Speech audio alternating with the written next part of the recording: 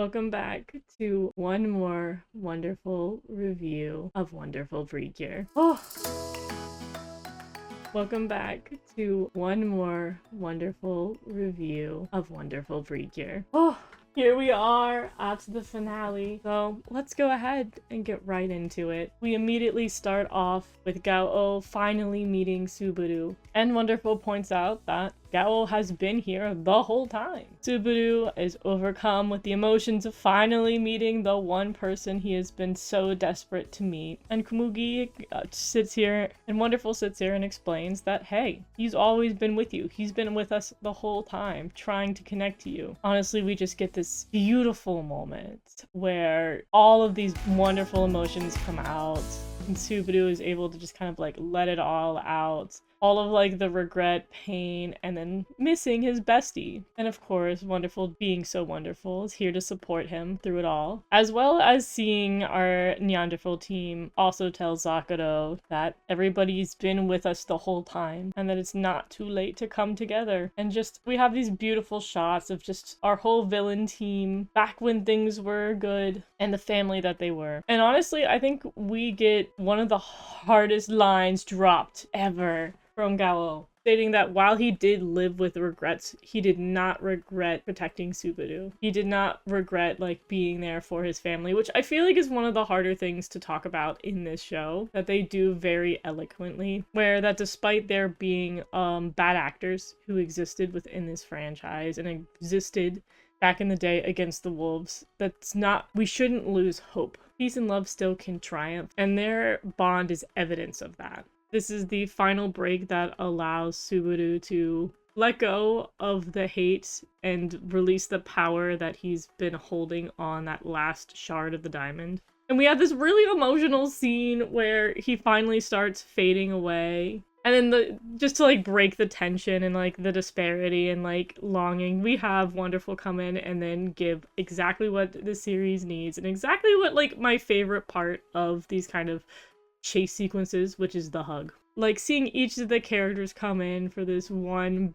big hug is so cute. It feels so warm and wonderful. And just has the softness that, like, again, this is why I wish every chase sequence kept this, and I'm kind of sad that some of them didn't in the middle, but this is the crux of what I have enjoyed about this show. And of course we have to have Mei Mei, the strongest character, join in. I know that Nico-sama is doing, like, not joining in the hug because she's restoring the town with the power from, like, the smiles and happiness of this moment. But it genuinely... Look, she's like, oh, yeah, I'm not gonna touch you guys, though. Like, I'm gonna air hug you. But I'm not actually gonna, like, you know, get in there. It looks so funny. But, like, I get the moment. I get the moment. And we just have this such a sweet moment with these two. And then we bring in Zakuro.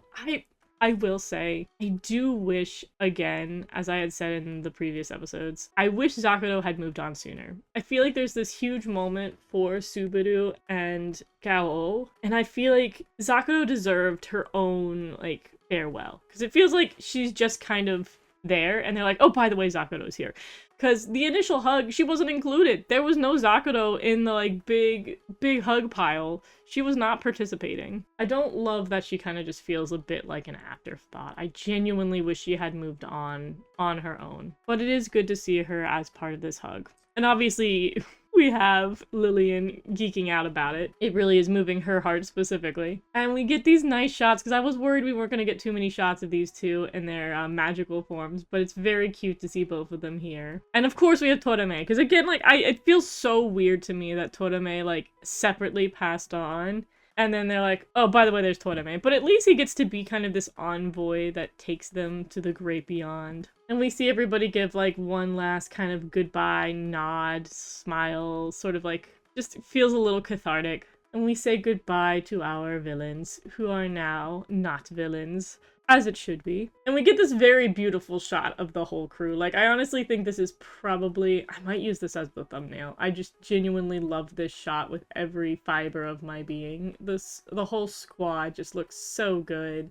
And just so lovely. Oh, it's so pretty. I love these guys. And I do, like, at least they give, like, Zakuro one more, like, harumph in the end, because I think at the very least she had probably the most conversation with the crew. But also you see that this frame's done so well. Like, I can't stop giving it, like, praise, because you see here in this specific frame, you have Nyami and Lillian being the ones that Zakuro is looking at. It's so ingenious. It's very well done. We also have this, like, running sequence that almost feels like an inverse of the running sequence from Healing Good. I don't know why that immediately came to mind. But ultimately, our characters leave. I also love that they went for this, like, coloring book kind of style for them, like, going off to, I guess, like, like, Wolf Heaven, I suppose. It's very sweet and it's very cute. And honestly, I think in terms of finishing a villain's plotline, this is probably one of the sweetest I've ever seen in the franchise. I really feel like this whole first, like, 5 to 7 minutes of this episode are so, so, so good. And now we are going to get into some things that I'm gonna forewarn you, I have very specific feelings about. I also just like this shot because you can see them de-transform. I also think it's funny that Lillian is greener than usual. But we do have this bit where everything's, like, you know, solved, and then Nico-sama's like, oh, by the way, peace, you know, we're leaving. She rises up and she's like, yeah, the Nico Garden, y'all ain't supposed to be a part of that. Which I feel like completely deletes the story. Like, so, let me back up here. Precure is no stranger, by any means, in the final episode in which they did not put the final battle in it, to create some kind of artificial tension where we're going to be sad. Especially, they've done this a lot in seasons where one of the members of the main cast is not a human from Earth. They always like to do some kind of farewell, they tend to like to pull on our heartstrings, and unfortunately, they're not always super great at setting up a reason why this is occurring. Like, I would say that, like, Star Twinkle and Mahotsukai have phenomenal endings because they both do this, like, separation, like, farewell and reunion tension that they have in their finales, but they, like, make it make sense. This does not really make sense, and it's also counterintuitive to the message of the overall show. Like, at the end of the day, the overall show has had this message that animals and humans can be friends and can coexist. That has been a huge part of this show. So it's very weird that Nico falls back on, like, this whole, the Nico Garden was never meant to be a part of this world. And I was like, you literally created the Nico Garden as, like, a Noah's Ark for animals in order to, like, protect them from the cruelty of humanity back in the day. But, like, we just had a whole show telling someone else who was under the impression that wolves and humans couldn't be friends and they can't live they couldn't live prosperously, and that, like, we should take revenge on humans. Like, we literally had to convince this dude that, like, we spent the whole time being like, hey, do you see this? This is Animal Town. We live very prosperously with animals. So I feel like this was a bad excuse for for creating this tension. Because at the end of the day, the only reason why this is happening is so that we can be, like, sad for a few seconds at the end of the show. I don't like the writing here, personally. I do get, like, one thing that the fandom has said is, specifically the Japanese side of the fandom, a lot of them commented that, like, Nico-sama was the real villain. I am inclined not to consider her a villain or, like, you know, humor that, because I think it's mostly a joke. But, one, she's getting pretty privilege here because, she's really pretty. Like, I mean, her true unicorn form is so pretty. But also, I feel like she's more of a victim of poor writing than I would say that her character is bad. Because it just isn't aligned with her character. Like, she's not necessarily had character development, but over the course of the series, she has witnessed the harmony of Animal Town and been very satisfied with the way they behaved. Because she also, similar to Subaru, has not been able to experience the love between humans and animals and just this peace that exists in the modern day town. I feel like it's very character breaking. I would have much rather them created the excuse that the Precure had to lose their powers and that she had to return to the Nico Garden. Like, I would have liked it if they set it up this way. She ultimately needed power to restore the town. It would have been much better if she came to the Cures and said, hey, in order to fully restore this town, I'm going to need more power. Is it like I'll have to borrow the Precure power to restore everything back to normal? That way there would be a decent excuse for her to absorb their abilities and then restore the town. And then she's like, well, now that I've used up all this power, I'm going to have to go back to the Nico Garden and rest. And without me, we won't be able to have, like, a bridge between the Nico Garden and here. Like, I won't be able to power the Kid and Nico trunk. And that could have easily been the reason. Like, I feel like that would have made more sense, and it wouldn't have, like, had this weird demonization where, like, Nico fully is the person deciding this. Like, she's making the rules. there's no, and she has no justification for it other than she's like, it's what I want to do. And also, like, another thing that just didn't make sense was that, like, the thing that we were told multiple times over is that the Mira Stone is, like, part of the Nico Diamond. Yet she, like, restores the Mira Stone and just leaves it here. At the end of the day, also, the Precure power didn't necessarily come from Nico. Or like whatever Nico's true connection to the diamond is at the end of the day, I don't really understand. Like, they never really fully fleshed that out. But the Mirror Stone itself, voluntarily separate from Nico, was like, hey, animals, you want to talk to your owners? Boom, I let you do that. You want to be Precure? Boom, I did. Like, the Mirror Stone made all these calls. Like, this very oddly sentient stone was the one who made these choices. Like, they didn't go the route of saying that Gao was, like, you know, hanging out in the Mirror Stone making these choices. It's always been the Mirror Stone. Like, this rock has its own little mind that is apparently counterintuitive to Nico. It's wild. And so I feel like the writers didn't write this as cleanly as they could. I feel like they really just leaned into, like, let's make this moment sad, but, like, let's not make it make sense. And that's, like, it's the only thing that frustrates me because the writing has been so tight for most of the show that I felt like the excuses here were just not good. But we do get a very heartfelt farewell from all the animals. I like that we see all the animals that ultimately got saved. I love that, like, the callback. Also, wait a second, the reindeer's right there. I'm seeing the reindeer. The reindeer get used by Santa every year, and where is Santa? Humanity. He's on Earth. He's with the people. What do you mean the Nico Garden is separate when you've been lending the reindeer to Santa? I'm calling hacks on that. Anyways, I need to calm down. Oh, and then there's Mei Mei. I'm gonna do my quick little Mei Mei rant here because best character. I usually feel whatever, personally, about a lot of the, like, supporting characters for the team. Usually they're just, like, fairies, and in some seasons we've had, like, that one masculine fairy that just hangs out with the crew. Like, a la, like, Prince and, like, Art. But I really love Mei Mei, especially because Mei Mei has been an archetype that I normally don't care for. I normally do not care for, like, the naggy character who's like, you can't reveal your secret. Don't you dare reveal your secret. If you reveal your secret, you're the worst magical that has ever existed. I usually hate that trope, but mostly it's because I hate the whole, like, secret thing, because I feel like there's some people that we might as well just tell our secret to. But nonetheless, I love how they have handled A, the secret, but B, the way they've handled Mei Mei. He's been so sweet, and he's had character development. Like, that's one of the biggest things that's kind of nice about Mei Mei, is he's really grown as a character from start to finish, and his, like, love and understanding has been so good in the series. I also love that, like, they've been able to develop him and have multiple plot developments with him and his personality, and none of it took away from the main cast. Like, for example, we had the date episode.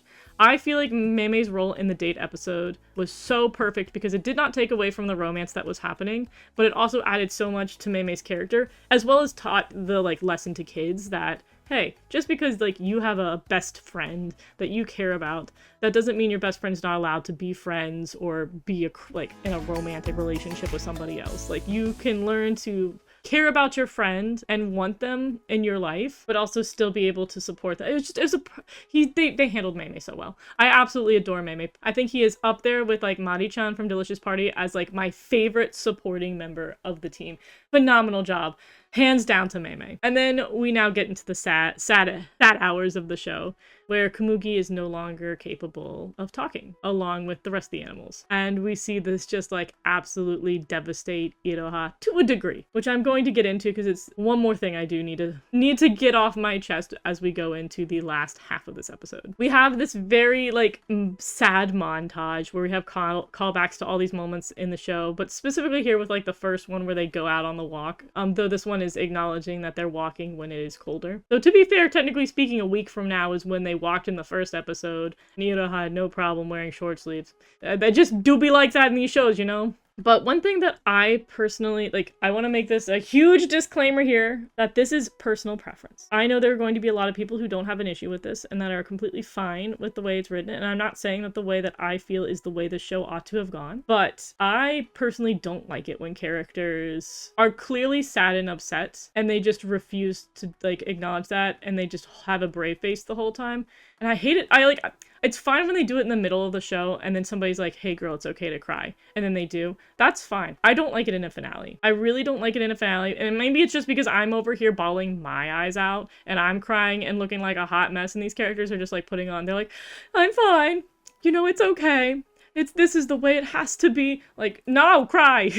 I don't like this whole break. Like, I get it's part of Iraha's character, but I felt like we covered this before for the in-show reason why I don't enjoy this. But also, I feel like it takes away from the emotion of what's going on here. Like, I feel like this whole sort of 10-minute finale sequence is very just like, and then it ended. We have like tiny emotional nods where like Satoru understands that Iraha is feeling bad about this, and we see like all the characters realize that they're all feeling sad multiple times over, but I'm like, I'm tired of you all being like, we're all sad, but none of us are gonna cry and none of us are gonna talk about it. Like, they do it like 4 or 5 times, and I'm like, we only got 10 minutes. We might as well get the ball rolling. Like, we can't keep doing this.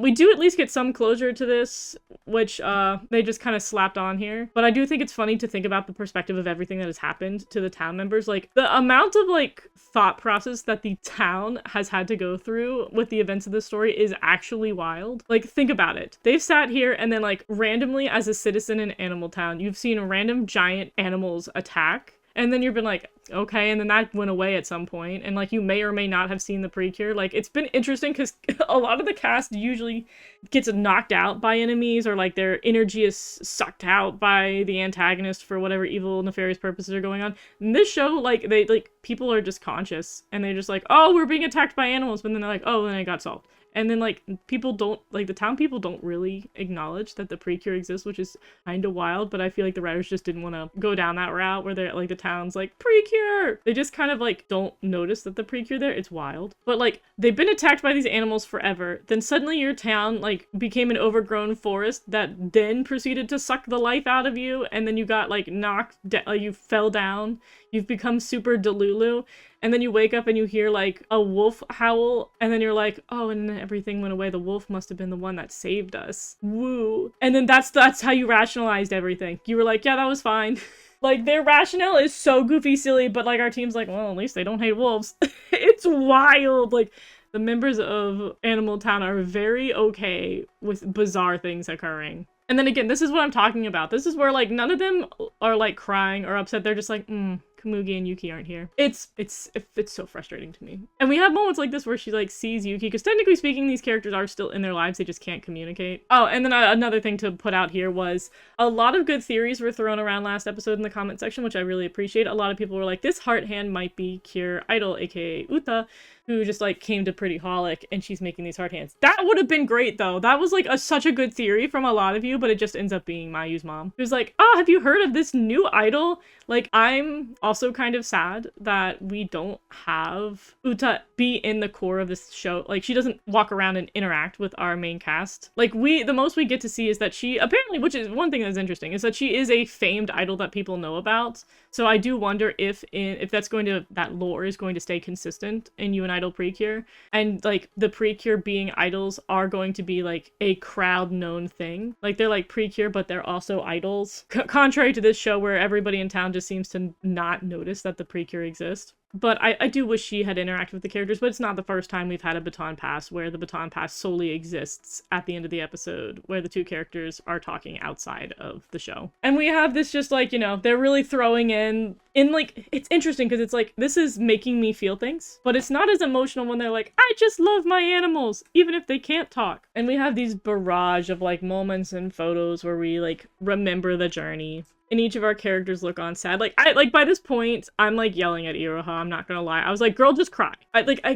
It's such a me personal preference thingy, but like, I would say that this season's finale is very similar to me to like Tropical Rouge, because Tropical Rouge also felt like it had a bit of a nonsensical reason why our group had to like split the way that they did.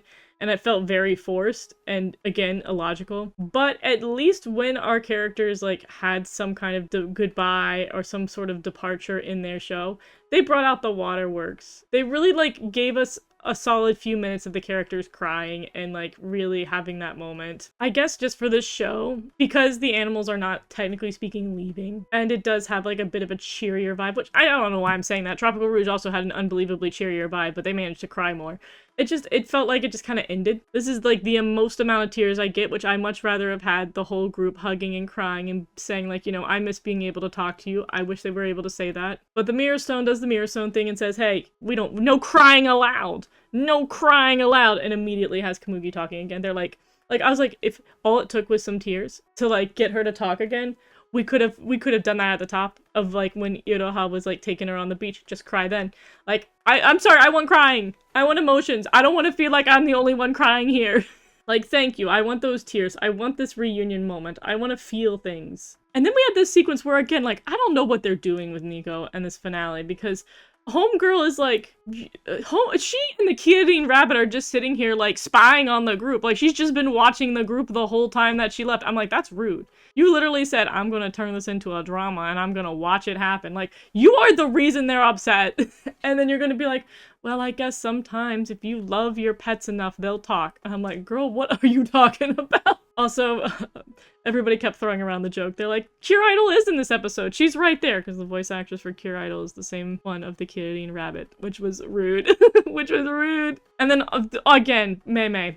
Mwah, chef's kiss. We love Mei so much. Mei comes in here and he's like, Satoru! As he should. And of course, I was like, okay, like, I knew they were gonna, like, if Kumugi was gonna talk, Yuki was gonna talk. But I was like, they best have Daifuku talking. Like, they clearly got this dude in for an hour of recording. Let him continue to speak. And we do. Daifuku comes over to Satoru and he's like, I love you, bro. And we see this sweet moment with Satoru, and it's very nice. I like it. I just don't like it a lot.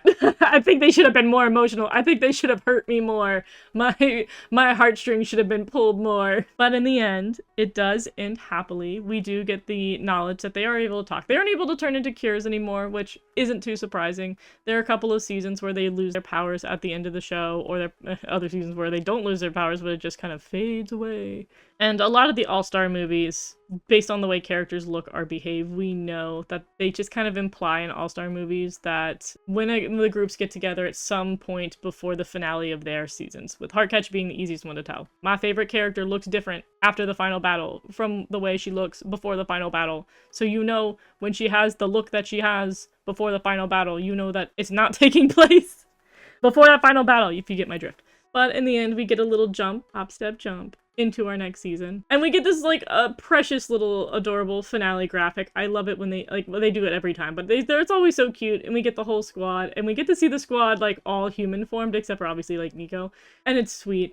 This was a good show. So now, I'm going to talk a little bit, like, as much as there has been some, like, grievances with the way the final episode went for me personally, I do want to end on a bit of a happier note, and I also want to, like, drive home something that I even need to remind myself, which is, even if I don't like a finale episode, I'm looking at you, Go Princess, it does not mean that I dislike the show. Go Princess is one of my favorite.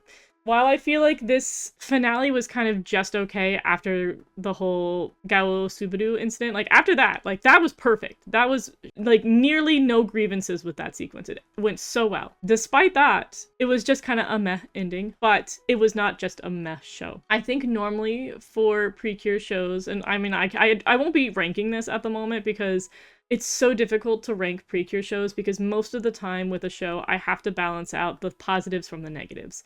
Like, Hagato is probably the biggest victim of that for me, where there are things that it does that I really, really like, and then there's things that it does that I really, really hate. And I really have to average between the two of them to decide how I genuinely feel about that show, because, like, I can't say that I hate that show, and I can't say that I love it. But Wonderful Precure does not necessarily have that problem. Wonderful Precure is a season where I really have very little grievances. Like, obviously, I've been nitpicky about specific stuff, and as you saw from this, I think this is probably the most nitpicky I've been for any episode in the entire show. But despite that, like, overall, for the things that are very important, this show doesn't really do anything wrong at the end of the day. So I'm going to go through a few of the main topics with the show. To get some of the low-hanging fruit out of the way, the music was phenomenal. I don't think the season had, like, the best music ever. Like, it wasn't something that I really stood out in terms of, like, background soundtrack kind of stuff.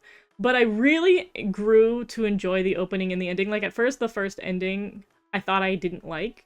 But once it went viral and I kept seeing it in 1001 TikToks, I was like, you know, it's kind of infectious. So I overall really enjoyed the music. I think it did what it needed to do, and it was solid. Art style was also something that I liked. It is not my favorite art style in Precure, but I feel like it was so... It feels like Precure, you know?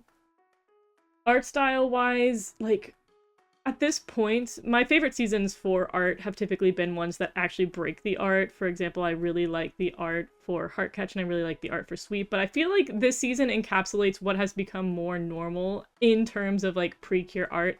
I like sort of gummy hair. I like the sharp but also glowing highlights that they have on the characters, and obviously the very like glimmery eyes, as well as the phenomenal like shine to the transformations. And I genuinely like the outfits for this season. I think I don't really have major gripes in the uniforms that they have. They're very, very pretty, and I feel like they're very like they're loud, but they feel coordinated to not only themselves but each other. Like, it feels like a very universal team, and I really appreciate that. I do like some of the things that they do uniquely in the art style for the season, specifically when they play around with like highlights to the line art. I've really appreciated that. I think that's such a unique thing to this season that's been phenomenal. While I think the overall animation of this season wasn't present in most episodes, I do think that when they did try to have good animation, it was good. I think that for the most important moments in the season, which usually would be character debuts, emotional episodes, and then obviously the final fight, I think the animation brought what it needed to bring, and I was very happy with it.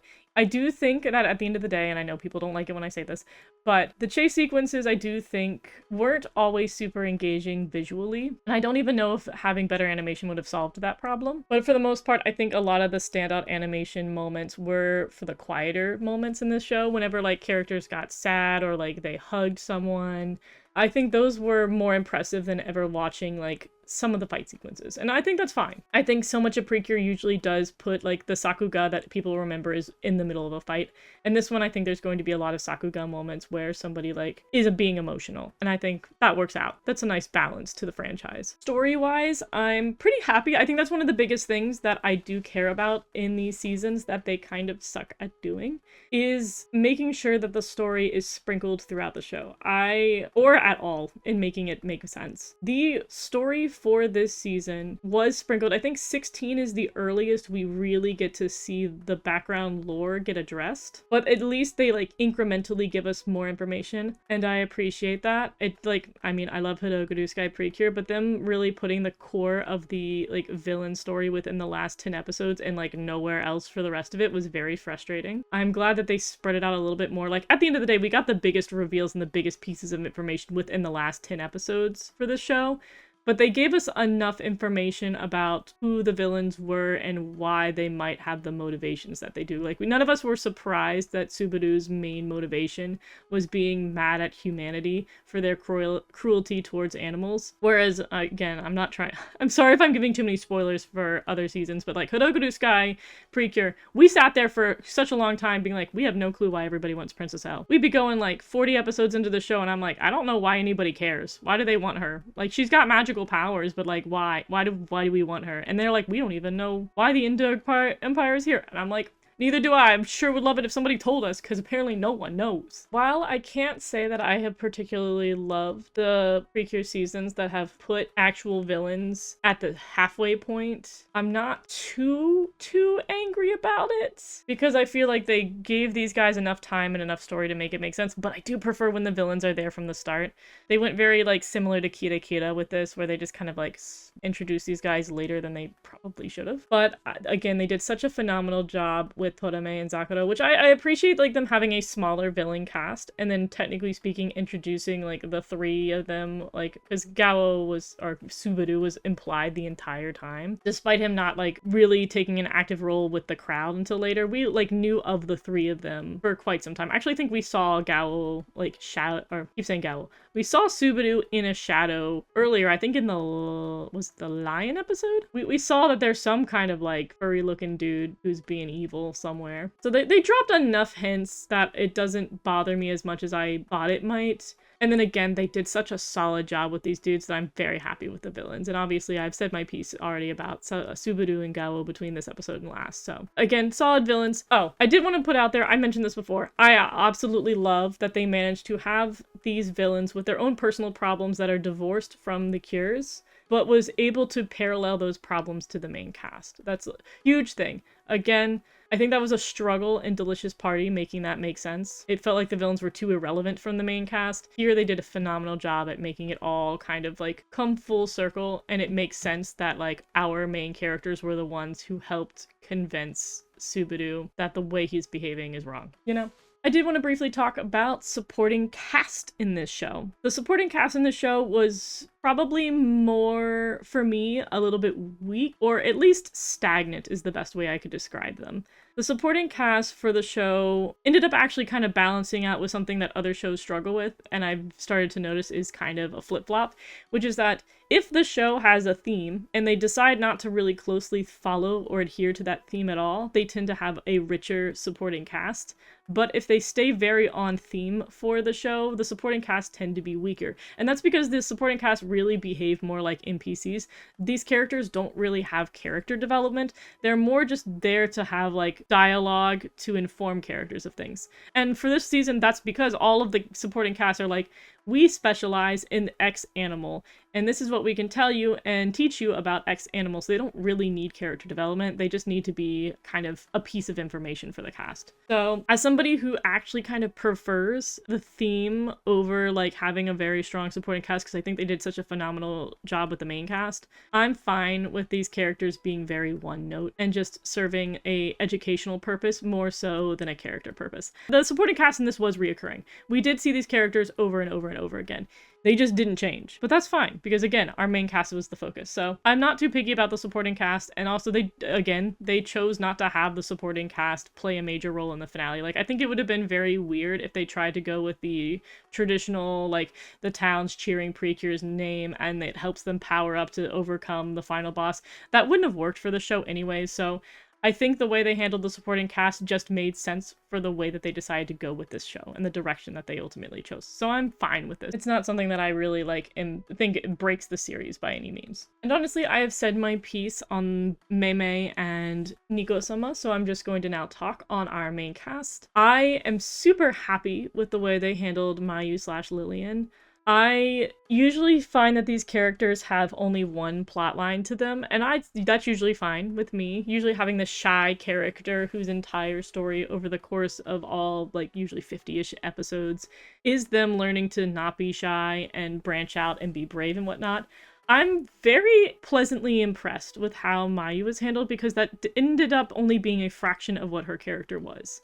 Despite our core cast of 6, which I'm going to consider that being the 3 pets and the 3 owners, despite having this higher number of characters, which Precure has very much struggled in the past with having 6 main characters, they did not struggle in making sure that everybody, with the exception of Daifuku, had decent screen time and characterization. And even then, I think Daifuku had more characterization than some of the seasons where they have 6 characters, I'm not gonna lie to you. But Mayu not only had this storyline that was dedicated to her branching out and having friends, but it also had this, like, plot line where she has neurodivergency.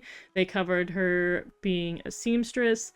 They covered her also being this love guru, which was the perfect way to, like, developed some kind of dynamic between her and Satoru, and also allowed her to have this dynamic between her and Zakuro, which I really thought was ingenious. They made that work really, really well. And I'm just so happy with how they handled her. Like, when I first saw her character art, I felt like her character could have gone any direction. And this is the way that they ended up handling her, and I'm so happy. Very, very satisfied with her as a character. I'm very happy with Satoru too. Like, I think the only thing short of making him perfect is if he and Daifuku actually were cures that could be on the team. But I'm, like, I would never thought I'd say this, but I can overlook that just because of how much screen time he had.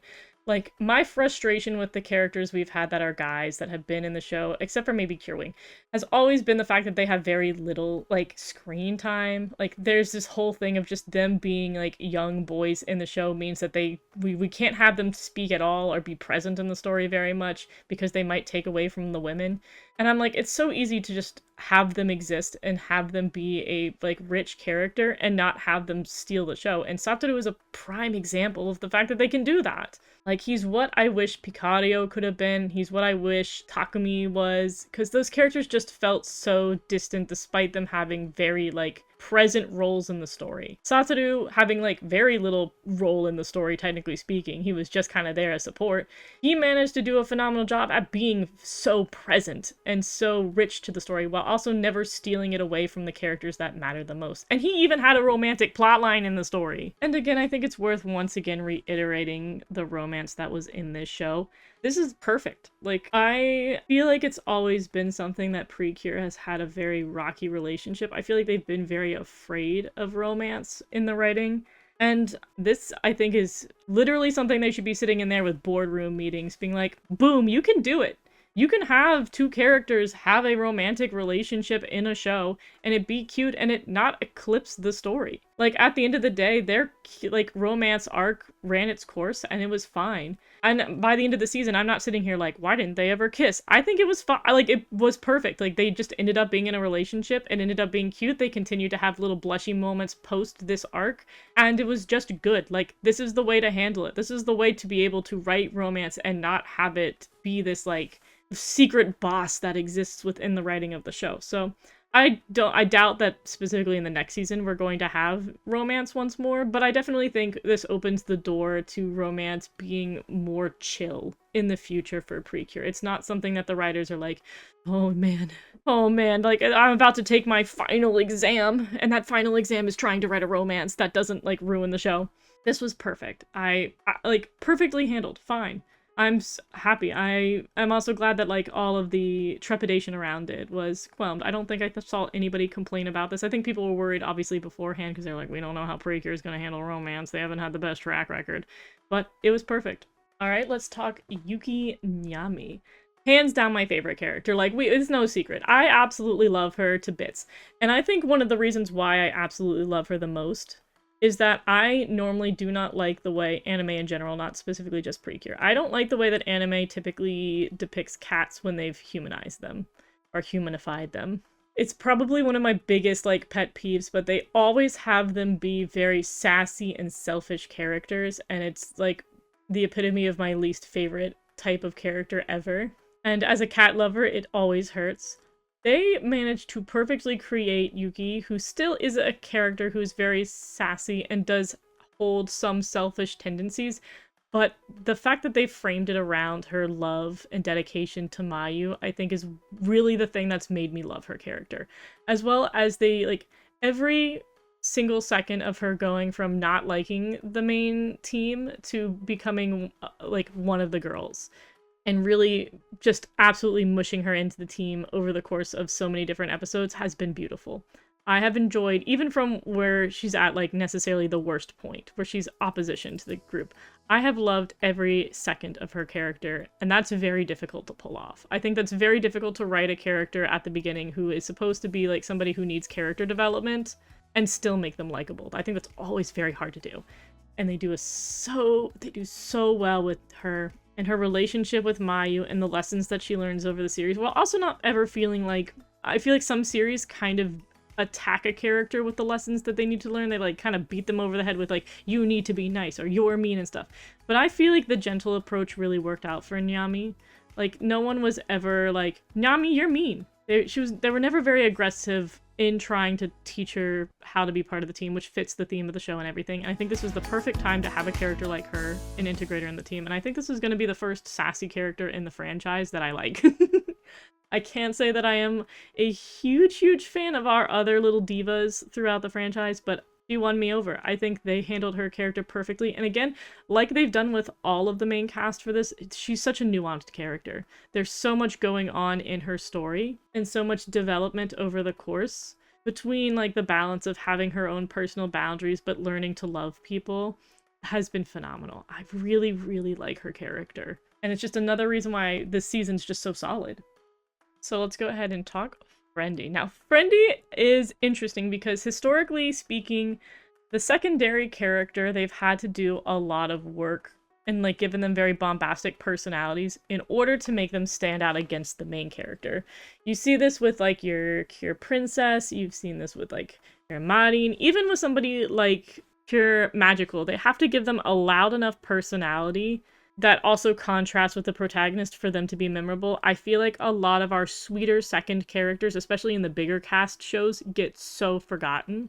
I feel like your Cure Custard and Cure Coral, like, have their niche followings, but they're the characters you hear about the least after the shows finish. And I feel like they did a really solid job at making sure Friendy was not a forgotten character by any stretch of the imagination. And I think it has a lot to do with the dynamic of her being the owner to Komugi. I think her being the human in that dynamic makes it a lot easier. And to some degree, like, I can't actually say why it doesn't bother me in this season, because I'm sure it does bother some people.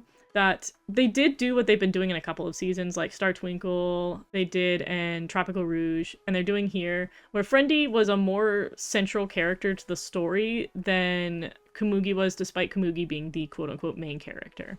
At the end of the day, the one who really embodied the, like, entire theme of the show, which is that, like, everyone can be friends, specifically with the implication that we can all be friends with animals, she never really bothered me with how much she seemed to control the show. Like, I think they eventually added enough to Komugi, more specifically, that it didn't feel like Iroha was that much, like, I guess if it was a race, that Iroha was that much farther ahead as a character who had a lot of attention. I also think they did a nice job, because so it's hard for them to usually write the nice character, where their whole thing is that they're just nice. They're not usually specifically very dramatic in any category. Like, I feel like the most we ever saw, like, intense Iroha was just at the beginning when she was goofy silly. But for the most part, she was very tame for the vast majority of the show. But the few moments where she did have her character development, and whenever her, like, theory about animals and humans was ever tested, it was nice to see how she kind of reevaluated her opinion and reaffirmed her beliefs. I think that's been super strong, and it's one of the reasons why she's such a phenomenal character in this show. And honestly, so enjoyable. I genuinely did not expect her to be as big a character as she was, and she was perfect. And of course, to talk about our number one, and to wrap things up, we have Komugi / Cure Wonderful. While I wish I could have seen a little bit more of her character, I feel like it was excusable precisely the way they designed it, with her being a dog. I feel like the way that we have decided that dogs are written when they are personified has typically had them be very simple-minded. I mean, I'm thinking like Doug from Up kind of simple-minded characters. And that works in the favor of a show like this, because one thing that they love to have for their main characters is this, like, pure innocence. And Komugi is the true embodiment of pure innocence. She is somebody who, unlike characters like Iroha, who act as a decent foil, who has, like, she's able to perceive the negativity in the world. She's able to understand when things, like, aren't working out. Whereas Komugi just doesn't. She's too innocent and a little bit too naive to ever sit there and understand the dark nuances of a situation. So she's like, no, we can just be happy. We can do things in a wonderful way. Like, that sort of spark works. And that's why I think the pairing of Komugi and Iroha is such a decent balance. Like, I do not think this series could not exist without one or the other. She has been truly a beautiful light in this series, and just such a happy little ball of energy. And at the end of the day, I think after other characters have explained the, like, deeper meaning of any particular situation, Komugi coming in there and just being like, and everything's happy and lovely and let's all hug it out, is probably, like, the best way. She's, like, definitely makes sense for other characters to take the reign in trying to move a, like, situation forward, but Komugi is definitely the character to end the problem with. She is, like, kind of like she's kind of like the cherry on top, is the best way I can put it. Like, she's the finishing piece. And that's what makes her so insanely lovely and has been a fantastic protagonist. She only was bratty at one point in the show, which I'm so glad that Precure has moved that. That's the one thing I don't mind, that they shove in, like, one episode and then they never bring it back up. I love that she was bratty only for when they got the first item, which was the wonderful tact. After that, she was just, like, a pleasant little person. I guess I didn't, oh man, okay. I'll quickly speak on the items of the show. This runtime is gonna be so bad, but you know what, YOLO. It's the finale. Love the Wonderful Pact. I think this was a fantastic item. I purchased it, I loved it, it's a good pact. The Wonderful Tact, terrible. I hate the Wonderful Tact. I think the overall design would have been good, but the fact that the buttons are not real and they're just like a sticker on the plastic is terrible. I don't know.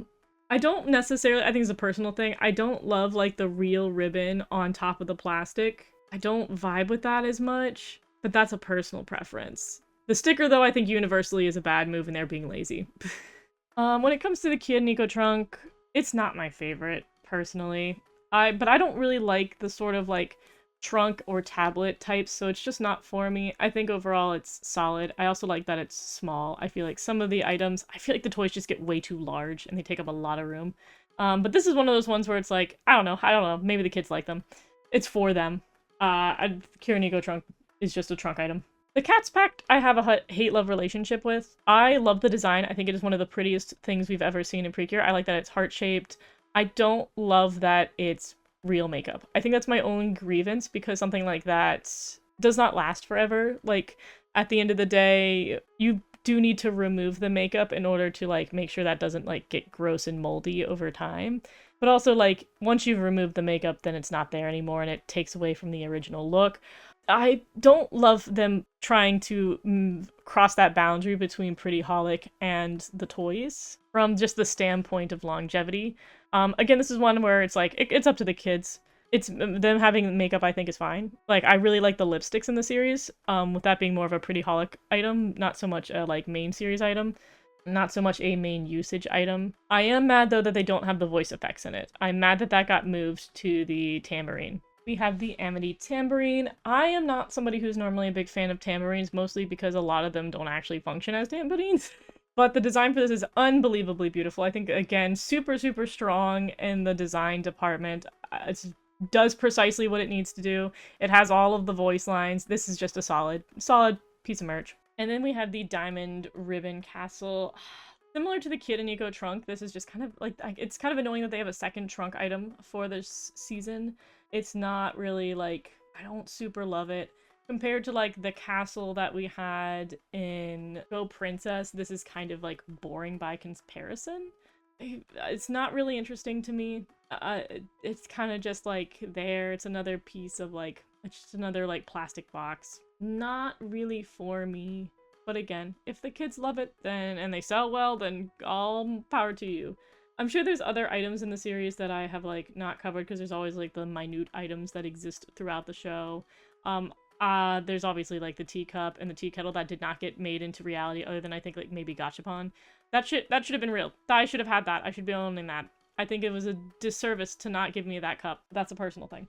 Alright, now I want to do something a little bit special, because I want to talk about the comments. I honestly would never have been able to do this and get through 50 episodes if it weren't for you all, so I kind of went quickly through as many videos as I could and tried to grab as many comments as I could, especially from people I know who have commented so many times on the videos. And I want to really spotlight you guys for being just so wonderful the entire time. I'm so glad that I also got you guys, like, some of you guys, we all watched it together. I'm like, half of the reason why I ever do these kind of things is also because I just, like, I want to find other people who enjoyed this with me. Your guys' reactions have been amazing, and also just add something that you wouldn't really get by experiencing this completely alone. Obviously, it's great to see familiar faces. Big shout out to all the other lovely content creators. I also love how, like, rich and detailed your comments are. I can tell you guys really enjoyed this and really enjoyed the ride. And honestly, it is the biggest compliment to me ever for people to say, like, oh, I listen to this in the background while I do stuff. Like, that is peak what I want to hear.